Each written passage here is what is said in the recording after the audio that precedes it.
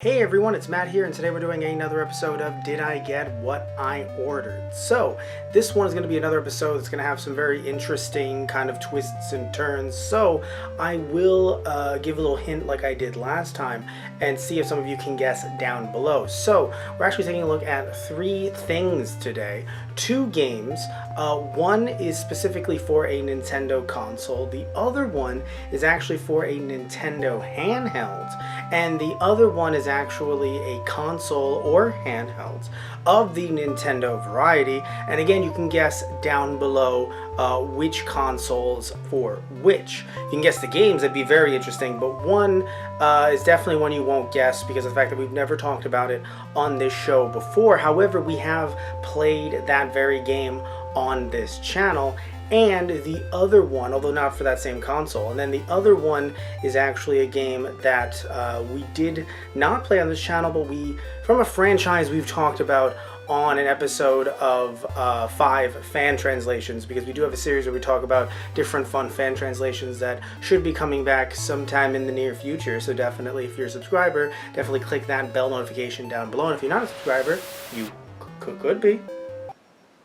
But either way, let's actually get on to what these games are. So the first game that I picked up, and this one is complete in box and is the import, doing a slow dramatic reveal here. It is a Detective Conan game. This one is called, in English, The Mechanical Temple Murder Case. And if you don't know too much about this series, it is an anime that we got over here, not the entirety sadly, it's still going, very much like One Piece, another popular anime in Japan and here as well, but this one sadly didn't pick up as much steam. It's called, in the US anyway, it was called Case Closed, so you may have heard of it throughout the years. So when it comes to the games, we got none of them in the US. So when it comes to this game in particular, do I understand Japanese? Is that why I got it? No, I do not understand Japanese, but this game thankfully was fan translated, so I did want to have an official copy. And this game, by the way, was only $3.25, being very careful with the box here.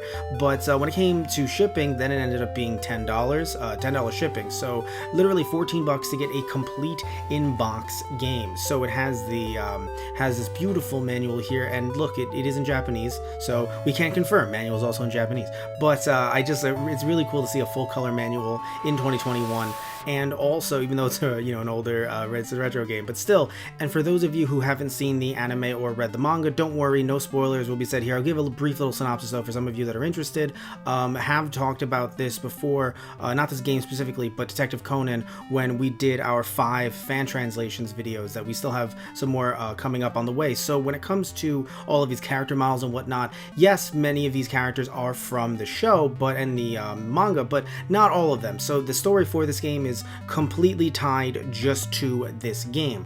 Now, when it comes to these characters, basically, the main character, Shinichi, is a high school detective. He was in the wrong place at the wrong time. They thought the two mobsters, very much like Men in Black, who gave him this potion thing, thought that they were actually killing him, but what ended up doing is it ended up putting him into the body of literally his 10-year-old self. So there's wacky shenanigans ensuing, but basically at the heart of it, it's a not wacky shenanigans every episode. It is a kind of murder mystery show where he's trying to find out who the organization is that actually poisoned him. And let's just immediately check out whether or not this game works. Now, I would imagine it does, but of course, still in Japanese. This isn't a repro or anything like that, so when it comes to playing it in English, I'll probably have to either emulate it or end up getting a flash cart or something like that. But still cool to have nonetheless, especially for this price, and it is loading up just fine. By the way, if you didn't know, we actually talked about this on an episode of TG Tutorials on this very channel. By the way, TG Tutorials is now being done as tutorial level over at our tutorial level channel, which will be in the description box down below. Seems to be a save, don't want to disrupt that, just going to go to new game. But back to the TG tutorial stuff, yeah, no, the Game Boy Color is region free, so you can pop in Japanese games. So if you want to play some on your original Game Boy Color or Game Boy Advance, it is 100% region free. Man, this footage does not look good, but of course can't really do much recording this on original Game Boy Color, my original Game Boy Color, and there's no backlight mod or anything like that. This is just my OG one from when I was, I believe, 5 or 6 is when my mom got me one. I saw some friends of mine playing. They were playing Pokemon Red, and so I instantly knew I wanted a Game Boy Color. Never thought that I'd be playing games from Japan on this thing. Oh wow, they're saying stuff that, never mind. I thought they were saying stuff that was extremely important and relevant and nerve-wracking, but no, it's just water. So the next pickup we're taking a look at is one that you can probably already tell just by looking at the feet down there. So pulling this out, it is actually Mighty Number 9, but the version on the Wii U. So you might be thinking, Matt, why would you ever pick this game up? Well, not only is it sealed, but it was actually free shipping, by the way, $6.33. And then when you add in the actual cost of tax, it was $6.88. And I have played this game before on this very channel. Played it with Satish, haven't been able to play it for a while sadly, but thankfully he's fully vaxxed. I'm getting close to being fully vaxxed, so hopefully we'll be able to get together and try to talk him into playing more of this game on the channel. So it says that it comes with a double-sided poster as well as the Ray expansion pack. Let's see if this was a reseal or not, although I'll say that just looking at this, from what I know, it doesn't seem to be some kind of reseal. This might actually be factory sealed. So I opened this up off camera, and I do believe that when it comes to sealed games, at least just for me personally, games should be opened, they should be played, but again, that's just my personal opinion on it, and so especially with how cheap this game was. Now it says that there's a, oh, that's interesting, so it's a DLC code that I will not be showing on camera. I will not be showing that code on camera. I know about the Ray thing because Satish told me about it, and that it was a really cool way to replay the game and make it a lot harder. So that's really cool. And then I had no idea about the retro inspired look for Beck, so that's actually really cool.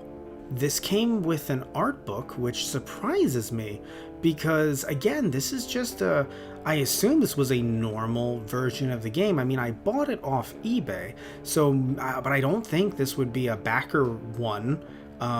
Tell me down below if the backer ones, if you know, if the backer ones came with this, or if this is just a normal one that you got from Amazon, let's say, or something like that, because I did not hear about the Amazon ones getting this art book. So I'm going to do the best that I can here. Same artwork, by the way, as the box itself, but this one, and I like this one more actually, it's for the Famicom inspired box that they were giving away as rewards to certain people who backed the project. Now you can see the disc right here. We can get a closer look right here, and I think the disc actually looks really clean and crisp. Now when we turn the disc around, we actually see me, but when you move away from me slowly, you can see that there's barely any imperfections whatsoever. I assume any just, you know, being in the case and being moved around a lot. So really, when just looking at other, I'm really trying to find other than me. Hello, past me. This is a warning from the future. No, but really though, there are no imperfections whatsoever, so, you know, barely any, that weird line, but it really does seem like it was not resealed, I think. I think it was just the actual disc itself, you know, just chilling in there, sealed for years on end now. So it's going to be very interesting to test out. So let's see if it's going to read Mighty Number 9, so I am putting the disc in right now. It is reading the disc, and there you have it. Mighty Number 9. So I'm not really enjoying this game on the Wii U, but the thing is, it's not this game's fault. It's the fact that I don't have a Pro Controller. I usually play Wii U games with the Wii U gamepad. And yeah, that is what it is. It's just that the gamepad, as I'm sure many of you know, is so clunky that when it comes to pressing different button combinations, also just not being used to the Wii U gamepad and their different buttons versus, you know, me playing this on the PS4, I have PS4 muscle memory, so it's not that I'm not used to other Nintendo, you know, consoles and their button combos, but just the gamepad for some reason just feels so foreign to me. And when it comes to, I probably should just get a Pro Controller. I think that would be a heck of a lot better, but yeah, no, just not the biggest fan of this game simply due to that alone. I don't think the game ran any worse. I'm sure it probably did have some slowdown that the PS4 version didn't have. I could swear I remember hearing that, but I'm not comparing the two side to side, so honestly, I am enjoying this game the way that it looks and runs on the Wii U.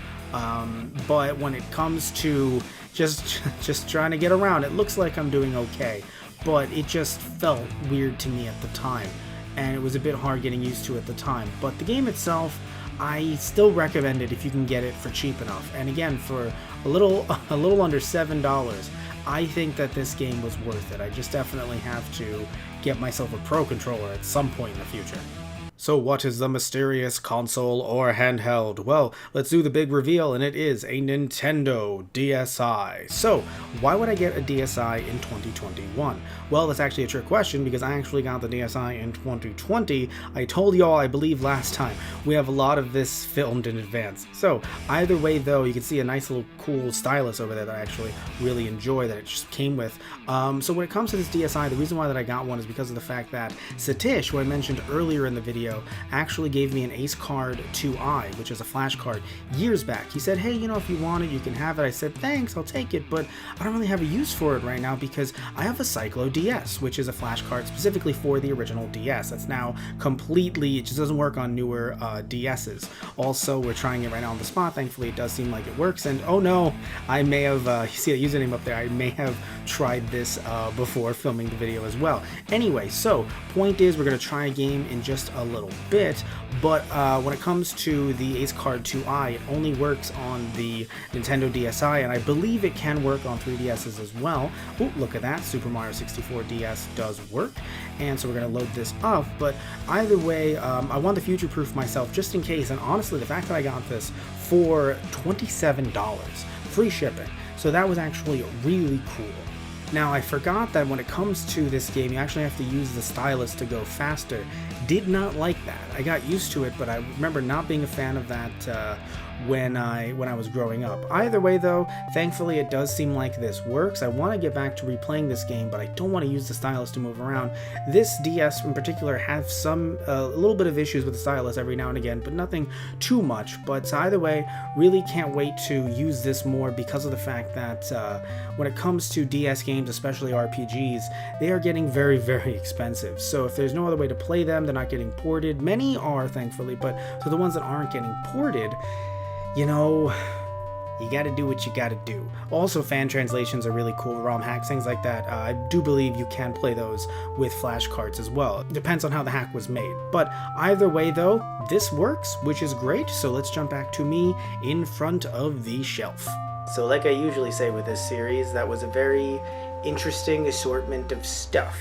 And when it comes to the games, I do think that from what I've played so far, they are definitely fun, again, especially for those prices. And when it comes to the DSi, really can't wait to use that more in the future, and that may end up appearing in some way or another over at our Lost in Translation channel. If it's up at this point by the time this video is out, we'll link it in the description box down below. Alright everybody, so, love you all, take care, and tune in next time for something completely different. Either way everyone, see ya!